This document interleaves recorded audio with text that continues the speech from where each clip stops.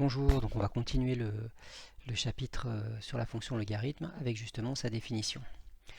Donc on nous dit que la fonction exponentielle est définie et continue sur R, ça on le savait déjà, elle est de plus strictement croissante sur R et à valeur dans 0 plus l'infini. Donc qu'est-ce que ça veut dire? Ça veut dire que notre fonction E est définie sur R et à valeur dans R plus étoile, c'est-à-dire l'intervalle 0 plus l'infini. Ça, on le savait déjà sur le chapitre de la fonction exponentielle. Donc on peut appliquer le théorème des fonctions strictement monotones et donc à l'équation exponentielle x égale y, il y a exactement une solution. Donc cette solution, on l'appelle logarithme népérien, du nom du mathématicien qui l'a découvert, et on note x égale ln de y.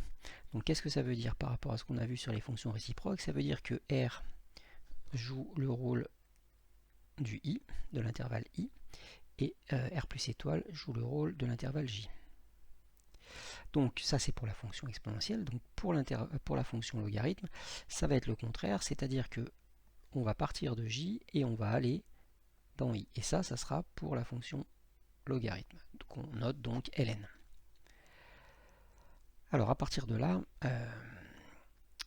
on peut remarquer plusieurs choses. Donc si on choisit un nombre x qui appartient à R, et puis un nombre y qui est strictement supérieur à 0. C'est-à-dire que le x appartient à l'intervalle i, et y appartient à R plus étoile, c'est-à-dire j. Dans ce cas-là, dire que l'équation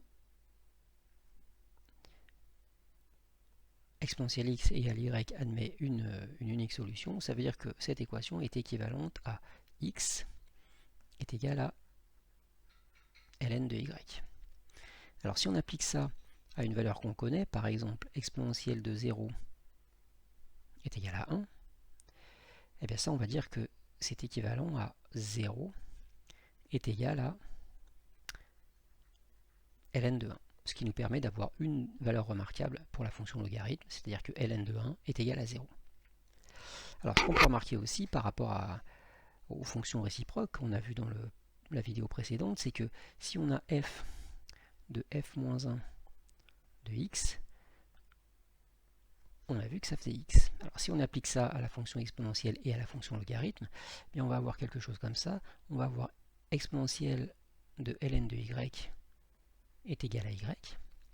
Et puis, à l'envers, ln de exponentielle x est égal à x. Alors à partir de là, on va essayer de construire les courbes représentatives des deux fonctions. Donc on se sert de la calculatrice. Alors je vous ai fait ces deux courbes.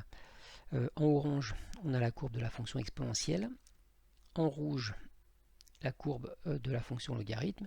Et en vert, ce qui est la droite d'équation y égale x, la première bisectrice du repère, et en fait l'axe de symétrie de ces deux courbes. C'est-à-dire que la courbe de l'exponentielle et la courbe du logarithme sont symétriques par rapport à cette droite d'équation y égale x.